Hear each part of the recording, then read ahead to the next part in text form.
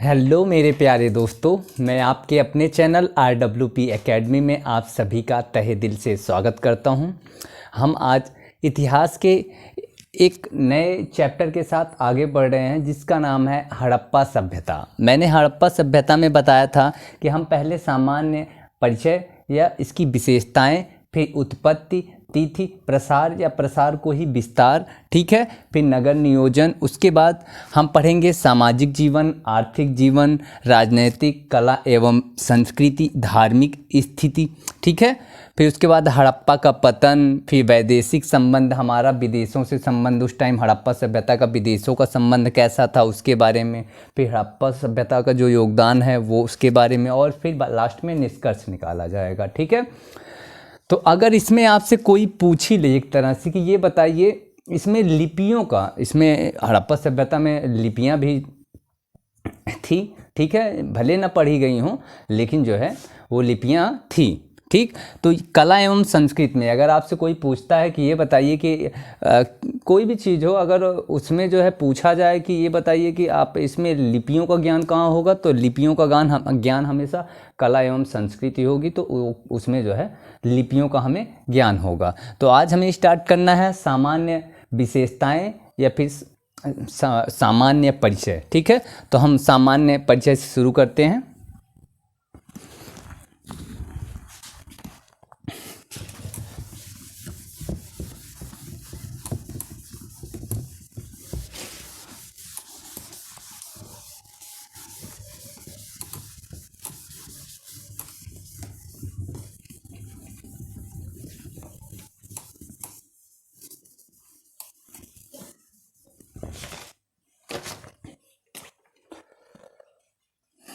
हम पढ़ क्या रहे हैं? हड़प्पा सभ्यता,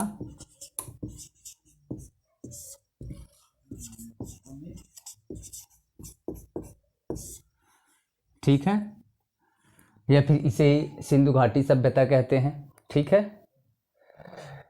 इसे सिंधु सरस्वती घाटी सभ्यता भी कहते हैं, आगे बताऊंगा इसके बारे में भी, ठीक है। तो अभी हमें हड़प्पा सभ्यता में क्या पढ़ना है? सामान्य परिचय। सामान्य परिचय लिख दो या विशेषताएं, ठीक है, परिचय या फिर विशेषताएं, ठीक है। इसकी सामान्य विशेषताएं नंबर डाल के हम लिखते हैं, ठीक है। तो इसकी सबसे पहली इसकी जो विशेषता है या फिर परिचय है, तो ये कह सकते हैं हड़प्पा सभ्यता एक नगरीय सभ्यता थी। क्या थी? नगरीय सभ्यता थी। तो नंबर 1 डाल के लिख लो।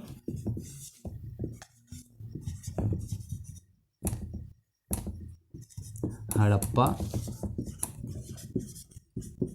सभ्यता एक नहीं, प्रथम। हड़प्पा सभ्यता प्रथम नगरीय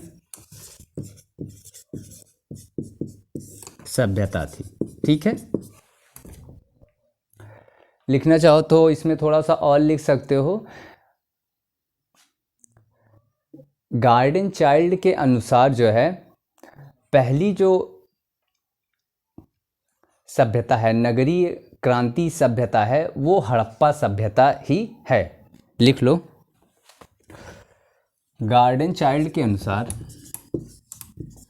गार्डन चाइल्ड के अनुसार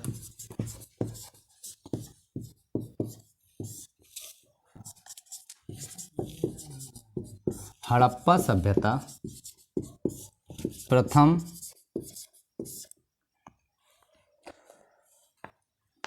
प्रथम नगरीय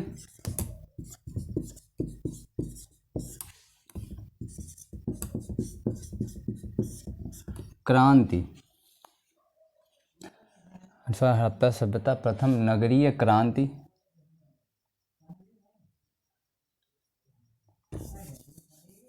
हड़प्पा सभ्यता को लिख लेना, ठीक है। गार्डन चाइल्ड ने हड़प्पा सभ्यता को प्रथम नगरीय क्रांति की संज्ञा दी,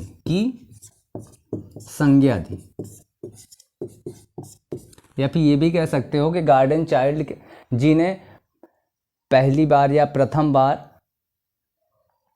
इसे जो है इस सभ्यता को नगरीय क्रांति सभ्यता नाम दिया। ठीक है, दूसरा लिख लो, हड़प्पा सभ्यता। हड़प्पा सभ्यता कांस्य युगी सभ्यता थी। ठीक है, कांस्य युगी, कांस्य युगी या युगीय सभ्यता थी। युगी ही लिखना। ठीक है, युगी सभ्यता थी। अब ये कांसा, कांसा कैसे बनता है? ठीक है, कांसा बनता है तांबा मिलाओगे और जब टिन मिलाओगे तो दोनों के जब मिलाने से बनेगा वो बनेगा कांसा। ठीक है, समझ में आ रही है बातें? तांबा और टिन को मिलाने से क्या बनता है? कांसा, कांसा बनता है। और इसी सभ्यता में हमें कांसा प्राप्त हुआ है। ठीक है, अगर पूछा जाए कांसे का सर्वप्रथम प्रयोग कब किया गया, किस सभ्यता में किया गया, तो वो हड़प्पा सभ्यता है या सिंधु घाटी सभ्यता है। ठीक है, सिंधु घाटी सभ्यता इसे क्यों कहते हैं ये भी बताया जाएगा, हड़प्पा सभ्यता इसे क्यों कहते हैं वो भी बताया जाएगा, और इसका एक नाम और है उसको भी बताया जाएगा। ठीक है, तो ये हो गया हमारा दूसरा नंबर। ठीक, तीसरा,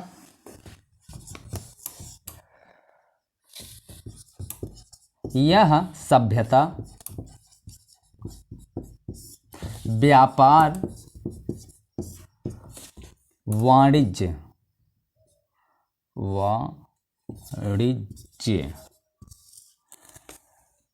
पर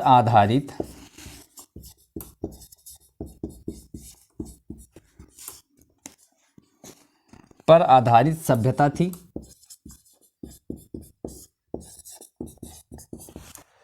इस सभ्यता के लोग क्या करते थे? व्यापार करते थे। ठीक है, हड़प्पा सभ्यता के लोग, ये नगरी सभ्यता क्यों कहलाई? इसीलिए कहलाई क्योंकि ये सब क्या है? व्यापारिक थे।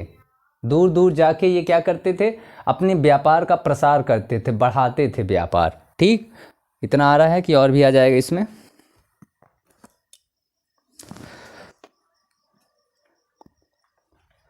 ठीक है, अभी एक और आ जाएगा, तो नीचे लिख लो चौथा, यह सभ्यता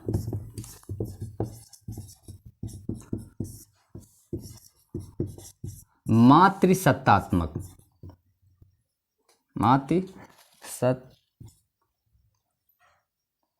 सत्तात्मक या मातृ प्रधान, यह सभ्यता मातृ प्रधान सभ्यता थी। हड़प्पा सभ्यता में क्या, कौन प्रथम हुआ करता था? घर का मुखिया कौन हुआ करता था? हमारी माताएं हुआ करती थी। ठीक है, पांचवा तो आएगा नहीं, पहले इतना लिख लीजिए, फिर मैं सॉरी पांचवें ऊपर से पांचवा चलता हूँ।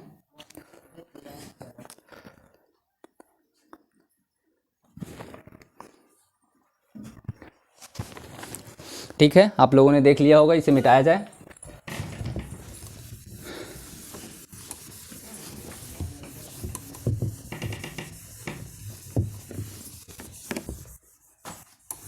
ठीक है, तो हमने चौथा भी बताया कि यह सभ्यता मातृ प्रधान सभ्यता थी, माताओं को प्रथम मुखिया का दर्जा दिया जाता था घर पे। पांचवा जो था हमारा, यह सभ्यता एक उपयोगितावादी सभ्यता थी। ठीक है, यह सभ्यता एक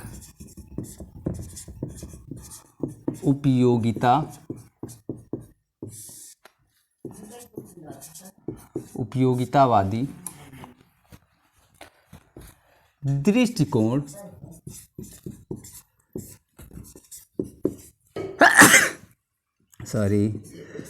दृष्टिकोण पर आधारित सभ्यता थी। ठीक है, कोण पर आधारित सभ्यता थी। अब ये उपयोगितावादी दृष्टिकोण क्या है? ठीक है। उपयोगिता जहाँ पे उपयोग के अनुसार, ठीक है। उपयोग मतलब कि जैसे मैं किसान हूँ, ठीक है। आप क्या हैं, आप मन का बनाते हैं, ठीक है, या फिर सूत काटते हैं।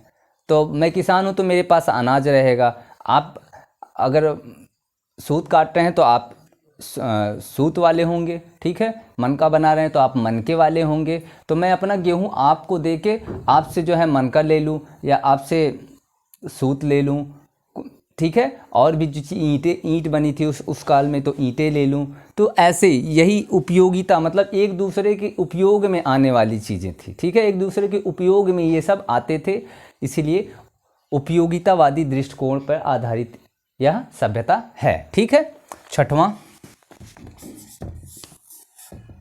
यह एक शांतिप्रिय सभ्यता थी। यह एक शांति प्रिय और प्रगतिशील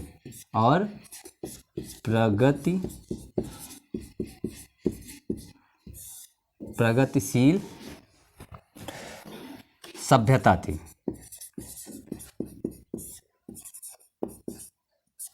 ठीक है। शांति प्रिय, क्योंकि इस सभ्यता में जो है हमें उपकरण मिले हैं ना कि औजार मिले हैं, ठीक है। जैसे हंसिया मिला है, फावड़ा मिला है, गणासी मिला है। तो ये सब क्या है, हमारे उपयोग में आने वाली चीज़ें थी, ठीक है। जैसे खेती करने के लिए हमें हंसुआ की ज़रूरत पड़ेगी, फावड़े की ज़रूरत पड़ेगी, खुरपी की ज़रूरत पड़ेगी। तो ऐसी चीज़ें हमारे लिए क्या है, हमारा उपकरण है, ठीक है। हमारा हथियार तो नहीं है, ठीक। तो ये इसीलिए ये सभ्यता की एक विशेषता ये भी है कि ये जो सभ्यता है शांति प्रिय और प्रगतिशील सभ्यता मानी जाती है, ठीक है। सातवां,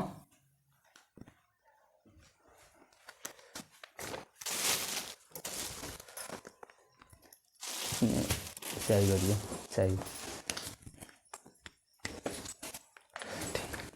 ठीक है। 7वें नंबर पे चलते हैं हम।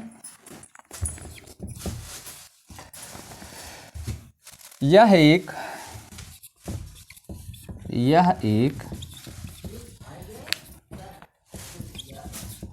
बहुलवादी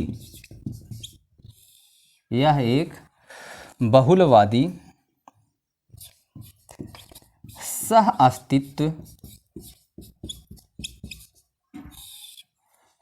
अस्तित्व पर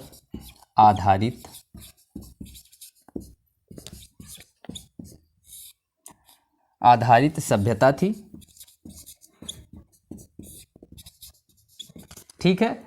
बहुलवादी, ठीक है। बहुत से जाति के लोग जो है, अब जात तो उस टाइम थी कि नहीं ये नहीं पता, लेकिन बहुत से लोग, ठीक है, बहुत सारे लोगों से मिली हुई ये सभ्यता थी। अनेक तरह के, कोई किसानी था तो कोई मनका बनाता था, तो कोई फावड़ा बनाता था, कोई कुदाल बनाता था, कोई हंसुआ बनाता था।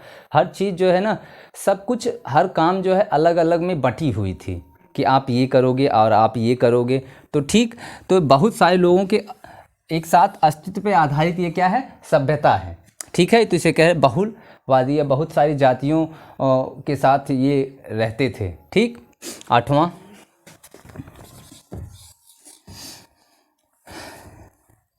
अधिशेष पे आधारित सभ्यता थी। अधिशेष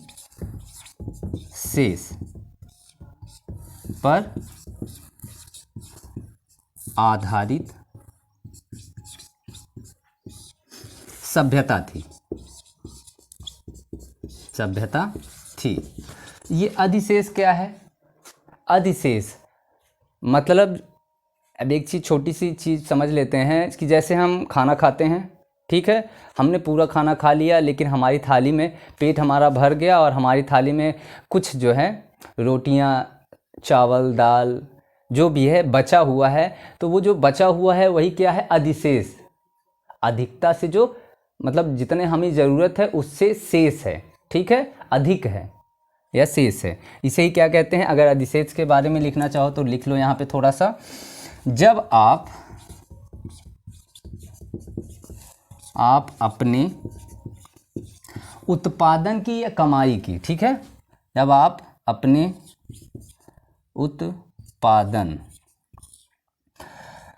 उत्पादन से अधिक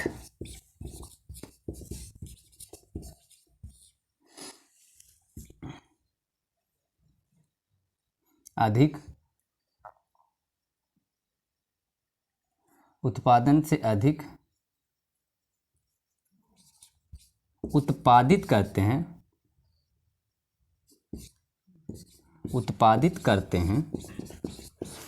हैं उसे ही हम क्या कहते हैं, उसे अधिशेष, क्या कहते हैं, अधिशेष कहते हैं। ठीक है, समझ में आ गई बातें कि अधिशेष किसे कहते हैं। चलो 9वां भी लिखते हैं। इसके बाद टोटल 10 तो है, इसके बारे में 10 बढ़िया से बताया जाएगा। लिपि का ज्ञान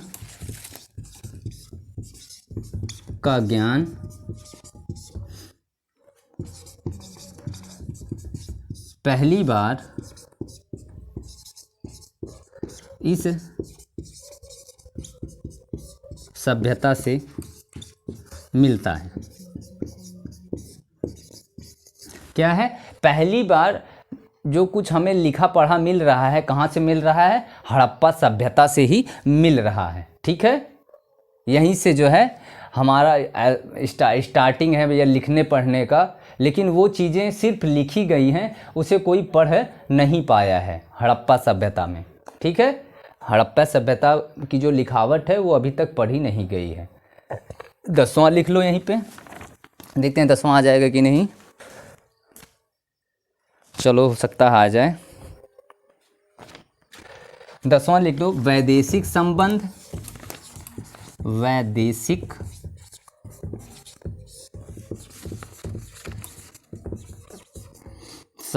या संपर्क। ठीक है, संपर्क भी लिख सकते हो। संपर्क वाली सभ्यता थी, वैदेशिक संबंध वाली सभ्यता थी। क्या होता था इस सभ्यता में, क्या होता था कि आदमी जो है विदेशों से भी व्यापार करना जो है पाया गया है इस सभ्यता में। अभी बताया जाएगा कि इनका किसके साथ जो है वैदेशिक संबंध था, विदेश में इनका संबंध था, किस किस देशों से ये क्या करते थे, व्यापार करते थे। वो आगे चल के अभी इसके बाद वाले में बताया जाएगा। ठीक है, तो ये हमारा जो सामान्य परिचय में जो 10 हेडिंग मैंने दिलाई हैं, 10 नंबर मैंने जो लिखाए हैं या बताए हैं, उसके बारे में मैं बता रहा हूँ कि जितनी भी चीज़ें मैं बता रहा हूँ ये याद रखिए कि आपके लिए है। ठीक है, और आप ही अगर इसको नहीं ध्यान से देखोगे, पढ़ोगे, तो ये आपके लिए नुकसान है। मेरा क्या है, मैं बनाता रहूँगा। ठीक है, तो आज के लिए धन्यवाद। कल जो है हमारा इसके बाद वाला हड़प्पा सभ्यता के बाद मैंने बताया है कि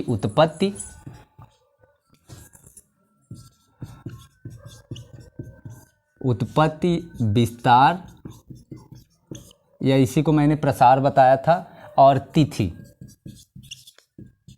अगली वीडियो में हम इसके बारे में विस्तार से चर्चा करेंगे। ठीक है, तो आज के लिए धन्यवाद मेरे प्यारे मित्रों। कल मैं फिर मिलूँगा इसी समय। तो आप जो है हमारी वीडियो को ज़्यादा से ज़्यादा शेयर, कमेंट्स, लाइक, सब्सक्राइब करते रहिए और अपना प्यार दिखाते रहिए। तो आज के लिए धन्यवाद, कल फिर मिलते हैं।